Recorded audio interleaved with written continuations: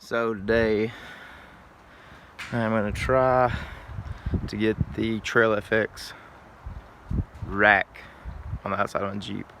It's a 2011 JKU. Wind's blowing pretty good here in Mississippi today. Kind of cool. But I guess I'm going to do like a bumper delete. First, I might do a chop later.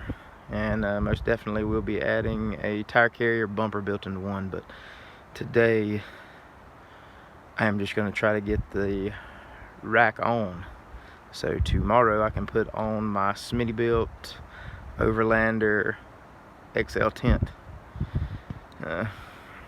So here's going to be a little bit of rundown on taking your bumper off and putting the rack on.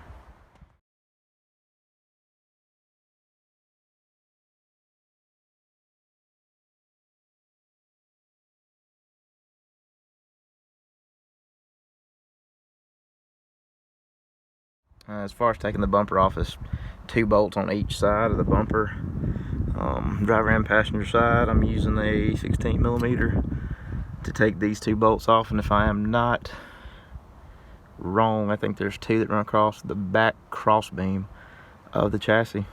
More than likely there'll be a 16mm also. And here it is with the bumper off. It is 6 bolts that hold it on. You can use a 16mm or 5/8. Probably have to use a box wrench to get into the ones in the middle of the bumper. And that's not too bad. Alright, we're finna unbox the 2 boxes to get the front poles and the rear poles so we can start on it. Alright, found the instructions in the bottom of the box. Pretty self-explanatory on what to do. Just make sure you have all of it. My box was pretty beat up when it got delivered, but seems like it's all in there. We've done checked everything and fixing to get the front poles mounted to the windshield. I have the back laid out, ready to go. The 4 Torx heads out of the front windshield mount here. They're T40 bit. Shouldn't take much to get these out. They came with other bolts to put back in here. I don't know, I guess maybe length is a play in it, but we're gonna find out if I can use the stock ones anyway. Got it up here. There is the padding here that you need to put on where it don't scratch your paint. I was looking at the bolts, and here's the difference. Stock is on the right and the bolt comes with it's on the left. It does grab. I do have 2 factory bolts in there. It does grab, but I don't think it would be good enough to hold weight. So I'm just going to go ahead and use the ones that come with the kit. There, the bolts that come with it, and you're going to use a 1/2" socket to go on there. My Jeep's pretty dirty. I know y'all are thinking, why the hell did you not wash this? But this is what we use it for. So this rack will be pretty nasty here, and give me about a week. Onto the passenger side. Like I said, the wind's blowing pretty good here today, and I've been standing out here doing this and heard something crack. Well, thank God it was the limb and not the old tree here. And buzzard ain't having a hard time flying, that's for damn sure. Alright, both front pieces are put on. Now we're going to move on to the back and get those on. Gonna leave them loose. I left these a little loose, didn't tighten them up all the way so we could get everything lined up. Alright, so I'm gonna tell you what I boo-booed up on right here. Go ahead and put that cross pole in the middle, just because even if you have it really slacked up on both sides, it's still going to be pretty hard to get that pole in. So took one side off, put the pole back in there. I went on and put the 4 slotted pole. I don't know if you can see it. Yeah, 4 slotted pole up here on the front. Different light bars, or maybe 4 pods. I'm not real sure what I'm gonna do yet, but all right.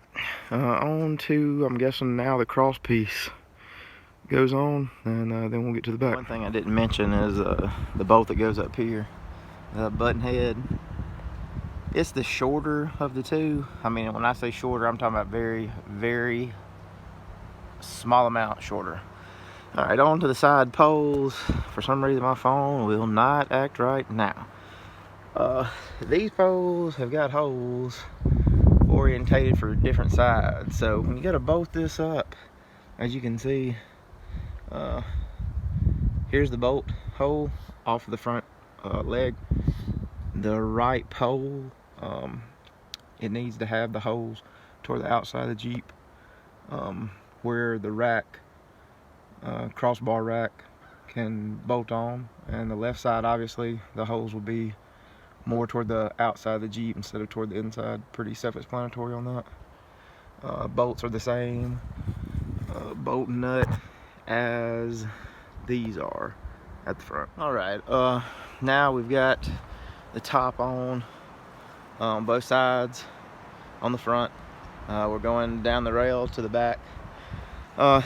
Honestly, this has been pretty self-explanatory. There's a lot of things that I've done to this Jeep as far as lift kit stuff, looking at re-gearing, but this right here has been pretty straight on as far as the instructions. So good job, TrailFx, for having a good set of instructions. Way back here where the back driver's side mounts, obviously I took the bumper off, but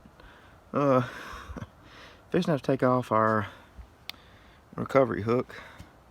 I think that's probably gonna be like a 3/4 and a 7/8 nut there. It's kind of dirty, but I'm figuring that's 3/4 on these two, and about 7/8 on this one. Alright, I have spray WD and PB Blast all over these 3 bolts, and run 2 batteries down trying to break them loose, or 1 battery trying to break them loose. So I broke them with a cheetah pipe. I got them loose. Now I'm just waiting to take it on off. So let's go over here.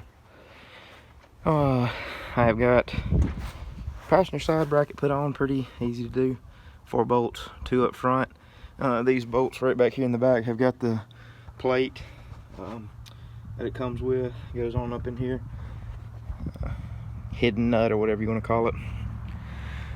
Make sure your pieces line up right. I had one on the wrong side. Sun's in my way.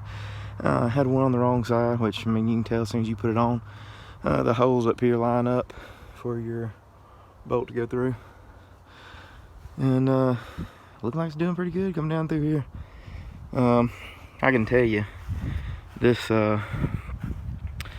whole thing, I've done it by myself, and I mean, just piddle paddling, so it hadn't been too bad.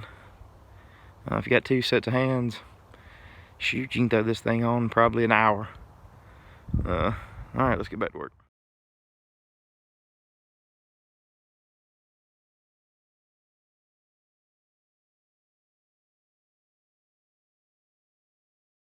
Okay, I had to quit last night because of this hook and this bolt that was down here.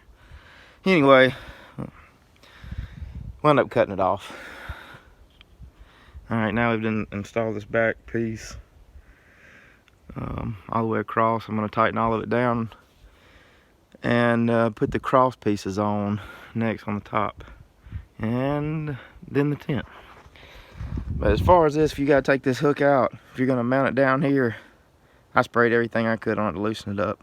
Used a big impact. Like I said, I wound up using a grinder. Alright, so I got the cross members up there. Crossbars, I don't really know if this is where I'm going to put them, but I think they're going to be good, evenly spaced. Start right here with my tent, go from this one to the back, put this on the front just to give it a little bit more stability up there, which I can tie stuff down to it, I guess, on those front two. But we're gonna give that a try. I didn't use the little ball deals. I'm just gonna put bolts, the bolt through and the nut, and a washer and a nut right there, instead of putting the bolt through and then putting the plastic ball nut. I just think I'll probably be done tore it off, and it really didn't look that good. Alright, I'll holding the tent here. And like I said, this is a Smittybilt Overlander XL. I go figure it's made in China. But big boy's got to eat, and I'm a big boy, so we're gonna go cook some lunch. And after lunch, we're gonna get the tent put on.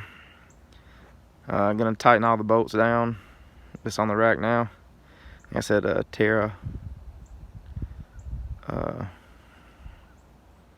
TrailFx did a pretty good job on the instructions.